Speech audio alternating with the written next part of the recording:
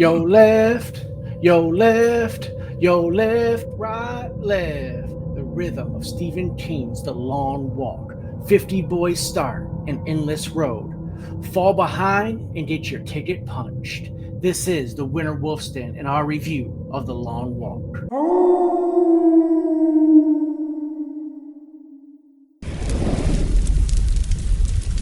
Hey guys, Winterwolf here, King Z over there in the spiffy red hat. We're going to review The Long Walk, one of our dark horse, I think, picks for the year. We're interested in seeing it. We didn't really know too much about it. We learned that it's a adaptation of Stephen King book, which can go either way. We've talked about books and adaptations of his on the channel a lot. I was hearing earlier that this was actually the first thing he had ever written. It goes all the way back to the 60s. I didn't realize it was that old. It was one of his first works, is what I've heard, and it was under his pen name of Beckman. It wasn't actually Bachman. Stephen. Yeah. It wasn't Bachman. actually Stephen King yet. So you guys that might be familiar with the pen name know that, like, I think he wrote Carrie under the Bachman label. He wrote The Rage, which was a book that got taken out of publication because it had it featured a school shooting decades before they were ever a day-to-day concern for folks. But yeah, and I think some of his better, and I think this was some of his better work, honestly, from what I just saw on screen. I think it was some of his better adaptation work. Oh, you're talking about in terms of the movie? Yeah. So it's a simple story. So I'm just going to jump right into the overview. Right, it's a kind of a post-apocalyptic. It's not post-apocalyptic. It's a post-major war. It's post-major war. It's very dystopian. There's a character that references, we're 20 years out from the Great War that almost tore this country apart, and we're still in the midst of an economic, downturn, but we're on our way back. And The Long Walk is kind of like their version of a voluntary Hunger Games thing that they hope inspires people, because it's not really for a culling or control, because you opt in by lottery. It's not a draft. You enter a lottery and you don't have to enter. You don't have to enter, and you can back out. That's the thing. There was a whole the day before to back out. Right. So I mean, it's completely a voluntary thing. So it's not the Hunger Games meets, Stand By Me or anything like that. Actually, I guess it's kind of got a Stand By Me vibe. It definitely had a Stand By Me coloring scheme. For sure. So yeah, it's these 50 kids. It's only boys. I think that's an interesting thing to point out, given the time that this movie was, that the book was written in, was in the 60s. So there's, the whole military draft, Vietnam era was a thing. Mm-hmm. And it's a walk. It's not a race. It's an endurance trial. The last guy standing wins a butt ton of money and one wish, which is kind of the nifty thing that's kind of the MacGuffin that they kind of chase. And the movie is literally Walking Simulator 2025, as each one of these people meets their end by their military escort, who, if they stay down for 30 seconds, you get 3 warnings 10 seconds apart, and 10 seconds after that third warning, bang. No negotiation, no assist, no second chance, no mulligan, you're just dead. And if you do get a warning, it stays with you, and if you walk for an hour, your warning is wiped away. So if you did, if I say I stop now, but I get back to pace, I have a warning. And if it happens again before an hour, then I have my second warning. After your third warning, your ticket is punched. And they called, and that was I thought that was very King, that they referred to you being executed as, your ticket being punched. King's old stuff has lingo to it that you pick up on the vibe, and you just know it's uniquely kind of his. I know we talk about tickets being punched, but I don't think a lot of people use that phrase in 2025. So it's definitely a throwback. But that's it. The overview is that it's these kids to see who wins that walk, and that's all. That it's so straightforward. But the story is more complex than that, and I think this is where I really enjoyed it. I think the first thing I said to you when I knew you were out of the movie was I just said, "Dude," and you were like, "Yep, I know." Dude, I know. I know. Because I think it unexpectedly, it caught me off guard, because I don't know what you thought this movie was going to be going in. I thought it was going to be Stephen King does weird, supernatural, delusional, stream of conscious, altered conscious thing, and then awful things happen to these people as they go. Because I didn't know it was voluntary. I didn't know if they were prisoners. I had no idea. And what I got was a movie that I'm willing to put in the same category I put Stand By Me, Green Mile, and Shawshank Redemption. It's that good.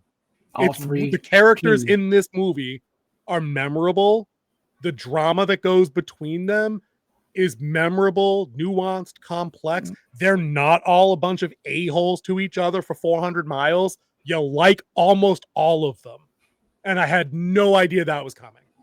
Yeah, going into this movie, I really didn't know what to expect. I'd never read the book. Actually, I didn't even know the book existed. Me neither. Let's put it that way. Me neither. So when I did my research and I found out about the Beckman pen name, but fans of this book have been waiting for this movie to come out for decades. Now I want to see what they have to say. Like we saw this last night? Yeah, last night. Thursday. We were the first show. Yeah, first showing of last night. I was there to watch this. I was that excited for it because one, I love the trailer. The trailer was spot on, perfect. If you saw my review over on Facebook, not here on YouTube, they wouldn't allow it, but it's over on Facebook. It's a little short about how I love the trailer. Go check it out. But here, going into this movie, I didn't know any of these actors. The only one we knew was Mark Hamill. That was publicized as the major in this. David Johnson from Alien Romulus. I knew him, the black lead. Yeah, I did not see him. I didn't see Alien Romulus because I'm not a fan. Not a big fan of the franchise. Yeah. Did you know the kid that played Ray, just incidentally, is Philip Seymour Hoffman's son, Cooper Hoffman? I was guessing that based by his name, and I know he got his start in something called Licorice Pizza. Yep. So I didn't know what to expect. So I went in ready to watch, and this movie hit all the different chords. You have intense, who's going to fall back every time someone started slowing down, or you can't stop to use the bathroom. That's how intense this is. Dude. And there are some scenes in this about how they use the bathroom, but the tension was there throughout the whole thing. There was some funny moments. There were some bonding moments. There were some real moments between these characters. Cooper Hoffman and David Johnston killed it. They understood the assignment and they got the job done. That's all I got to say about them. Dude, them two were the guys from Remember the Titans after they became friends. You bought the whole thing, 100%. And they only knew each other for 4 days. Yep. If 4 days, they made to the fourth night, right? It was the fourth night. Spoiler alerts. Yeah, definitely. They the whole thing takes place over 308 miles or something in 4 days is where the contest comes to a conclusion. But you're exactly right, man. When these guys meet up, they're all a single drop-off point at the starting line. Their families have dropped them off. They're all kind of assembled. And I knew this was going to be different. Like you were just talking about how they bond quickly. Because when they get there, very quickly, 6, 7, 8 of these characters are all just normal people. Bardovich and Stebbins are the token a-holes, and Parker, I think Parker was the Native American kid, right?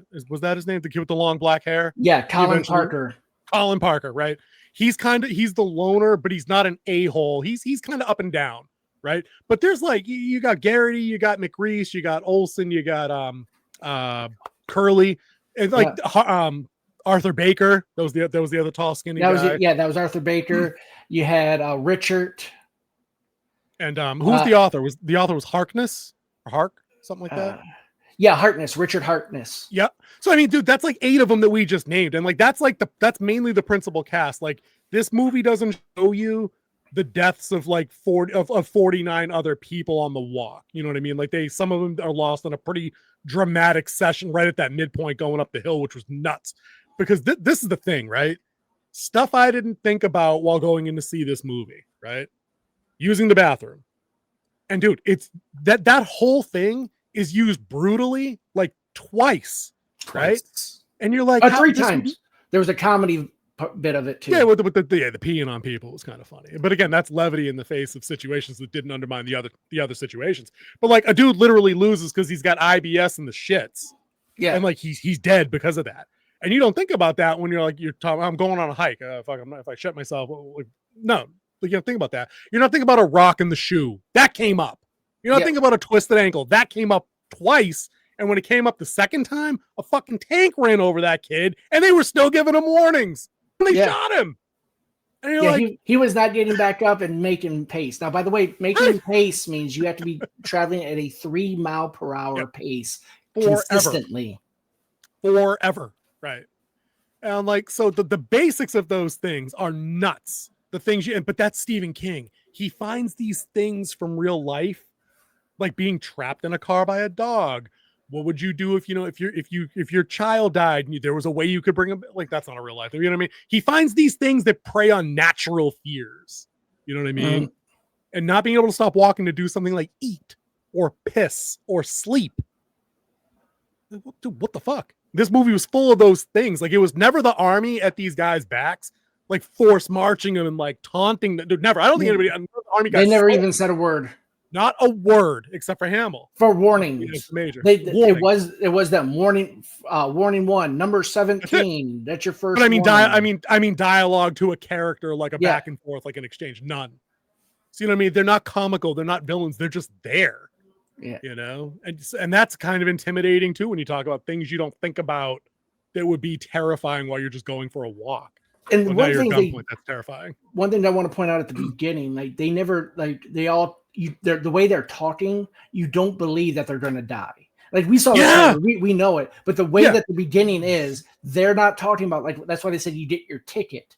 And, you know, when we make it to the end and when we do this and like, this is what I'm going to do with the money.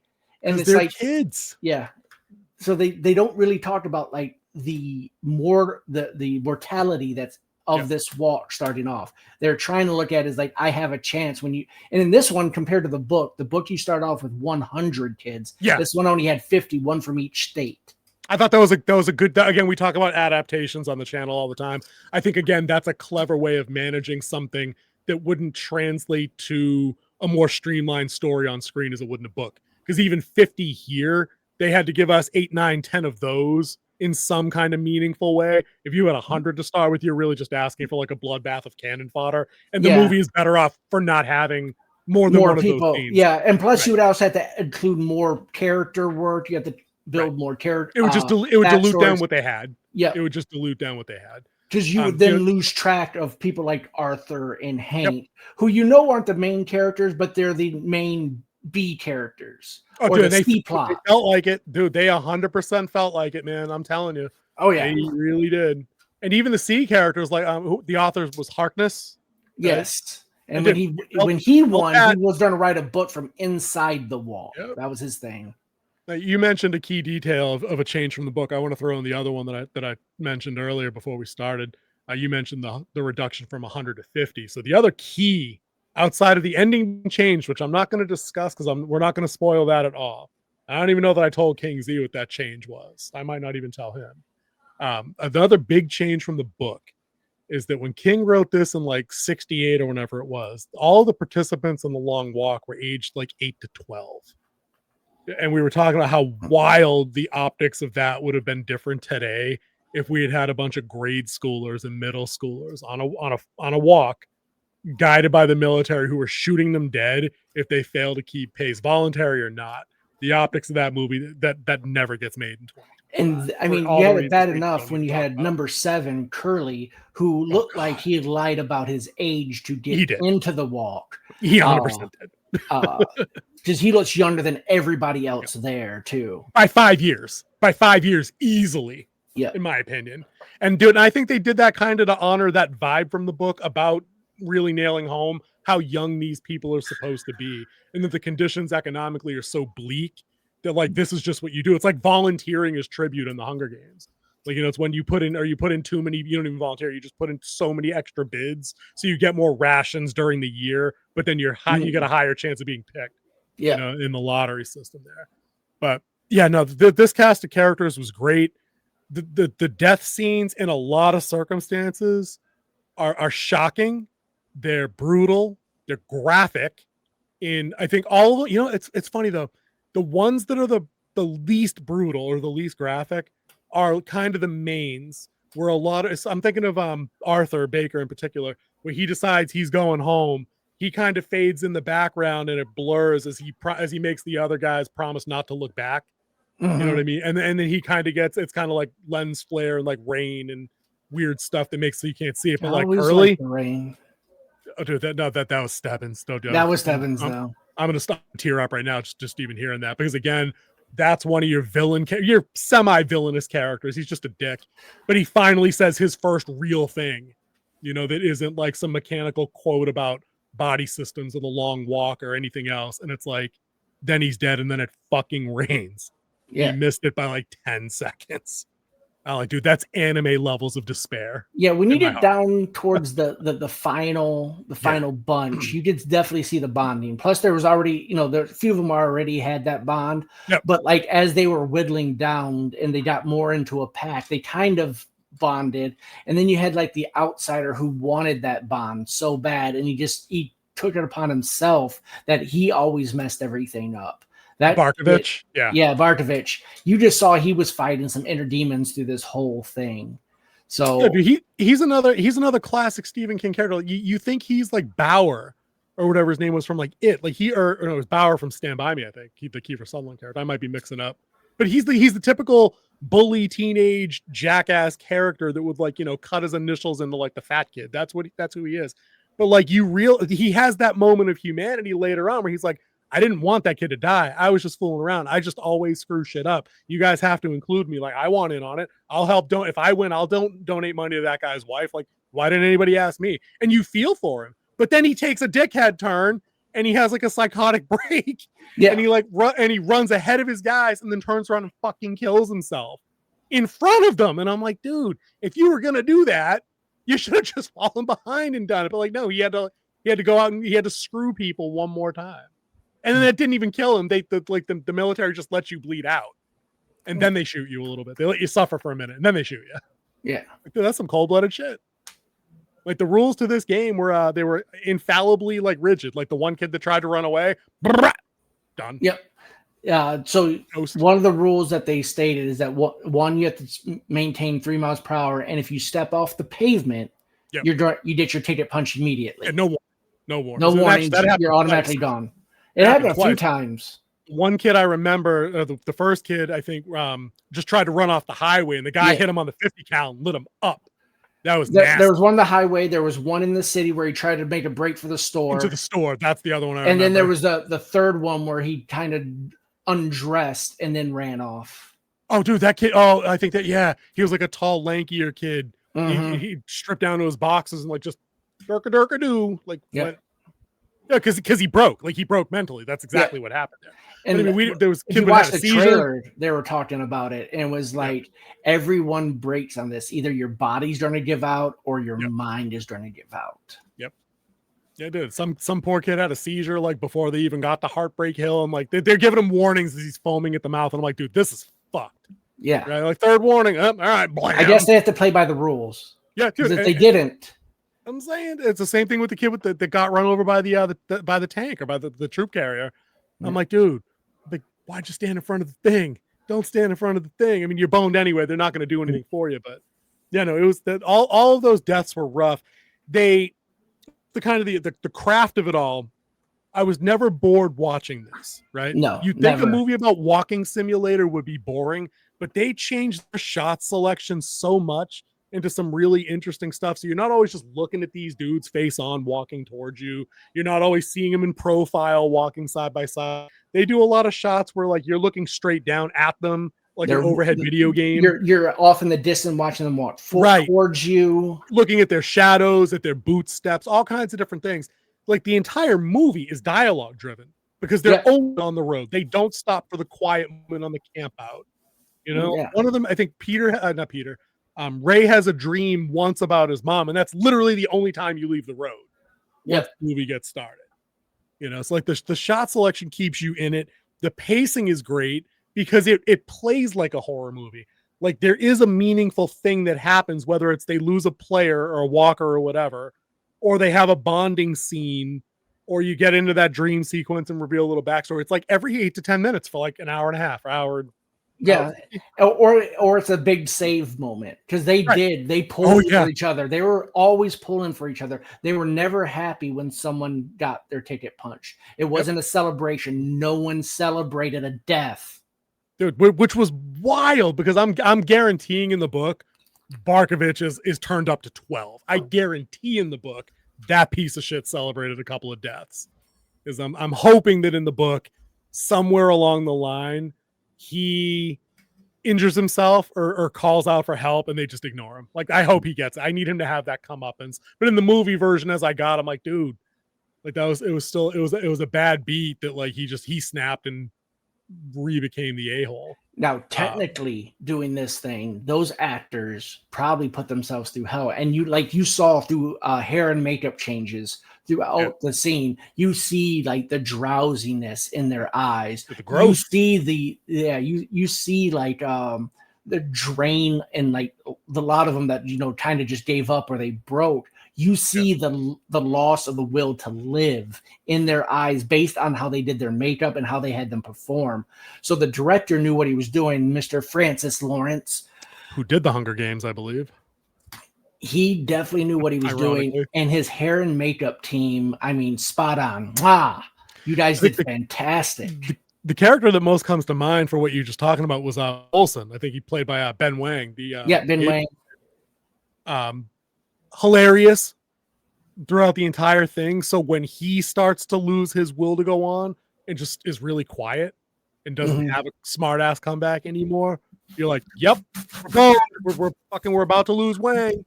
But then his buddies grab him up, they talk him through it, they do this, they do that. And I'm like, never not one. And you know what else they didn't do? They didn't, and I hate myself for even thinking that it was going to come to it. It never got to a spot where Peter and Ray, where they turned on each other. Like Ray had an outburst at one point where he's just like, fuck off, leave me be. You want me to get my take to punch as much as everyone else does. But it never came down to either of them trying to screw each other into the win. No. And you never really saw that. I'm so glad that happened. I'm so glad. I think out of all of them, there was only one instance where that happened, and it was more of an accident where Barkovich. Barkovich's little on thing. The other kid. Yep. That was the only thing you really saw. Now you saw people, yelling at each other and talk, but they never like kicked someone's foot and made them trip or pushed them off the road. I was waiting for that to happen because in my cynical ass head, I'm like, this is Stephen King in the dude. It had to have happened in the book. There's no way Barkovich A didn't laugh at somebody or B didn't physically intervene in a way that got someone killed. But we're not talking about the book. We're talking about the book. We're talking about the movie, and I'm glad we're talking about the movie because it was an unexpectedly good look into the psychology of those kind of not like the psychology. It's I guess it's trauma bonding after the first person gets shot. So I mean, I guess it is trauma bonding. The whole thing is trauma bonding. But the thing is that Ray and Peter knew they were going to be friends when they first walked in. They did. It was instantaneous. They instantaneously hit it off like that. And they get those later scenes, like you said, that they're walking like shoulder to shoulder. That way they're keeping each other up so somebody can sleep. This movie was great all around. I really have nothing bad to say about it. You can go in some nitpicks here and there, or you can go, oh, it's just so illogical. But when your life is on the line, how far are you going to know that? Like, I mean, at some point, yes, your body will give out. There is muscle failure. It is such a thing. I've been at muscle failure. So I know. So, but how far are you willing to push? Are you going to go with that first feeling of discomfort, or are you going to push past it and see how far you can go? How far you can really push your body and understand the different signs of your body to know when you could take that 3-second break before they start calling out warnings, when to take a knee real quick, take a breather and get back up. And like, also you don't want to do a lot of that stopping because your muscles will lock up like crazy. That was starting to happen to Olsen too, because he was talking about the jelly leg, that it was starting to not be able to they had to help him walk at one point, legs, even before he got quiet. The lactic acid hitting your quads, it would lock up crazy. I was out playing softball once, and I got set out in the outfield, and all of a sudden I just felt like concrete was poured through my quad. It became when I came home, my wife looked at it. She said it looked like I got beat by a bamboo stick on my legs. That's how bad it like bruised up. I have no idea what I did, but it took me like 2 like Epsom salt baths and about a week of stretching out. Gonna loosen that one up. So there were a couple of things that they even had a couple of surprises in this movie too. Like I had a guess early on that Garrity was the Major's son, and I was wrong. and I'm glad I No, was wrong. I knew Been from too the on the nose. beginning that it was the person it was. Let's not spell that one. Okay, let's not, because I think that again, when we talk about, you mentioned at the very beginning, everybody had a different desire for their wish. You know, one guy wished for 10 naked ladies. That was funny. That was the gift. Another one wanted to go Somebody- to space. Rather Go one to the wanted to go to the moon. moon. You know, Mick Vries, our other lead, that's David Johnson's character. He was going to do some good for poor orphans like himself. Yeah, You know and he what was I mean? also going to have it where the lone walk. His wish was that two people could win, Right. so they could become friends and be friends forever with the money.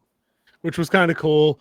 Ray had he keeps it private for a while. What he would wish for the event for a long time. I mean, until like the last 20 minutes, I think. And he reveals they get into some backstory What that for him. was. Won't blow it. Say it's another one of the things that's different from the book, but again, it's an improvement on what the book read as, because his desire for that wish is very vague and ambiguous in the book. In this, they put it front and center why he wanted what he wanted. Yeah, so that was good. And then the son of the major, who we won't ID, he has the whole the bastard child Ramsey Bolton thing going on. Yeah, he's like, if I win, I just wanted my dad to recognize me. That's it. Like, that's all I wanted. Now, we've been going for a good time here, so I think we should start wrapping this up before we just tell you the whole movie and you don't have to. I know, because it'll happen as I look at my notes. There's other stuff for sure. But I definitely want you guys to go see this movie. I highly recommend it. It gets my stamp of approval. I think this is probably, like you said, the sleeper movie of the year. What I thought was going to be Mickey 17, which I was completely wrong on. This actually is it. September and August had some great movies. I'm looking forward to what they have coming out in October. But so far, this is my front runner, and I think we're going to see them in February at a ceremony, at least in 2 or 3 categories. I would tend to agree with that. I think so far this might even be my favorite thing that we've seen of the year. I don't have major, or I don't even think any even minor nitpicks. From story to craft to performance to anything really to take it down. I'm sure I could find something illogical, but I'm not even here to like ruin my own vibe. It doesn't give you that vibe where you want to find the nitpick, right? Like it kept me interested. It kept me engaged. So it's like I don't need to find the little string I can pull and undo the sweater. There's no fire in space moment here really, so it's not worth blowing up the whole thing over. Even looking for one, I think for me. I'm going to put it in that category with those other classic, like King human drama banger movies that aren't the supernatural things that he's most known for. So it's up there. It's in the category of Stand By and Green Mile, but it's not quite on that level. Like, I honestly don't think I probably won't watch this again. I'm not sure that I'd watch it again on streaming. Like, I got the experience of it and I love the experience, but Green Mile has 3 hours of like crazy character building, and like Shawshank Redemption gives you like a cheerable moment at the end where Andy Dufresne's like in the rain, like celebrating that he got out. Like, there's something amazing about that.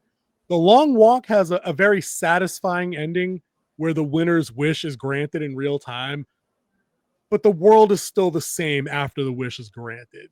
So there's no at least like, fist pump. His life is exactly the same. And that's and we'll have to talk about that after the show. So put a pin in that for me, because I have questions on that. But yeah, it doesn't hit the same way that I need repeat doses of this, because I don't think you get enough time with the characters to get to the level where Ray and Peter are on the level with Andy or Red. You know what I mean? From Shawshank Redemption. Like, I buy their buddies. I buy it 100%. But I needed more of them to really escalate to that level. But it's 100% a stamp of approval. Please go see this movie, because my closing thought would be this. We're moving away from superhero movies and Star Wars and all that stuff. All those movies bomb. They always get lukewarm reviews at best. The critics always circle jerk themselves into glazing them 1,000%. I'm over all that stuff, I think, for right now. The last 3 things I've seen that I've enjoyed had nothing to do with either of those genres. But I really think we need to support this kind of story where it's not connected to anything else. It's a one-off. It's just something to go in for an hour and a half, hour and 45, whatever. And enjoy yourself. And enjoy yourself. Story and just even if it's a bleak thing, right? If the character work is good, you'll find something in it to enjoy. Yeah, give that's other the movies a long walk. chance. Don't go for the big blockbuster movie that everyone tells you is going to be great, and then you come home wanting. Give some of these other movies a shot, because I believe you'll be pleasantly surprised. Yep, for sure, for sure. All right, King, play the music, do the thing. Boom. Oh, he dropped his own pen. Nice.